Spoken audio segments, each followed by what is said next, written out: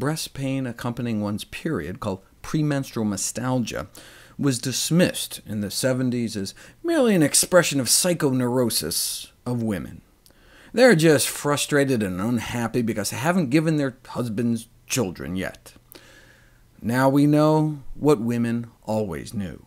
Breast pain is all too common, may be severe enough to interfere with usual daily activities, and its effect on quality of life is often underestimated. Though pain can be severe, the cause and optimal treatment remain undefined. Approximately 60 to 70% of women experience some type of breast pain at some stage of their lives, and in 10 to 20% of cases it is severe. Now, some breast tenderness during one cycle is normal, but breast pain is not. In many cases, surgery was prescribed. Thankfully, by 1999, we were evidently living in an era of evidence-based surgery, what a concept, where we have to justify the surgery we undertake, and so the profession stopped cutting off the breasts of women in pain. The hormone prolactin is considered a central factor, as women with cyclical breast pain were found to have elevated levels, and a prolactin inhibitor drug was found to be an effective treatment. The side effects, though, were so bad that some women couldn't even finish the study. There has to be a better way. Well, while up to 2/3 of Western women suffer from breast pain in their lifetimes, it apparently may affect as few as 5% in Asian cultures. Maybe it has something to do with diet. Women eating traditional plant-based diets all their lives, like rural Bantu African women, have lower prolactin levels. How do we know the difference isn't just genetic? Well, when you take those women and feed them a Western diet, meat, butter, milk, eggs, bread, and sugar for a few weeks, they experience a significant rise in prolactin. In fact, hormonal changes were comparable to those found in women with menstrual irregularities more common in the West. Right? They got just as bad as they started eating like us. What part of the Western diet was responsible, though?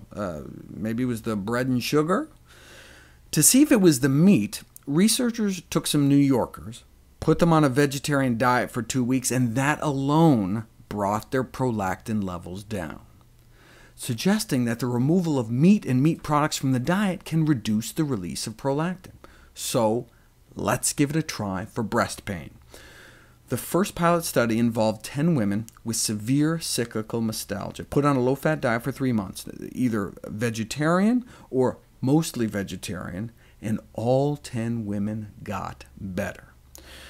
There was no control group, though, so part of their improvement may have just been the placebo effect, so a randomized controlled trial was undertaken. This Canadian research group had been carrying out a clinical trial of dietary fat reduction in patients with precancerous breast changes, and they noted that patients with cyclical breast problems frequently experience striking relief of symptoms after reduction of dietary fat. So they randomized women into 2 groups, and again, a significant improvement in symptoms was found. Since then, we learned that vegetarian women have fewer menstrual disturbances than non-vegetarian women. Only about 5% of their cycles were anovulatory, meaning they failed to release an egg, compared to 15% of non-vegetarian menstrual cycles. Those eating more plant-based low-fat diets may also experience significantly less bloating. And compared to placebo, women with painful menstrual cramps placed on a vegan diet experienced significant relief.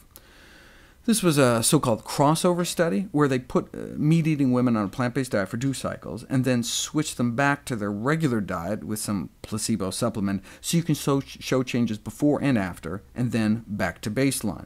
The problem is that several participants felt so much better on the plant-based diet, they refused to go back to their regular diet, thereby screwing up the study. Bottom line is that a plant-based diet may offer relief from breast pain, as well as significant reductions in menstrual pain duration, pain intensity, and duration of premenstrual symptoms related to concentration, behavioral change, and water retention.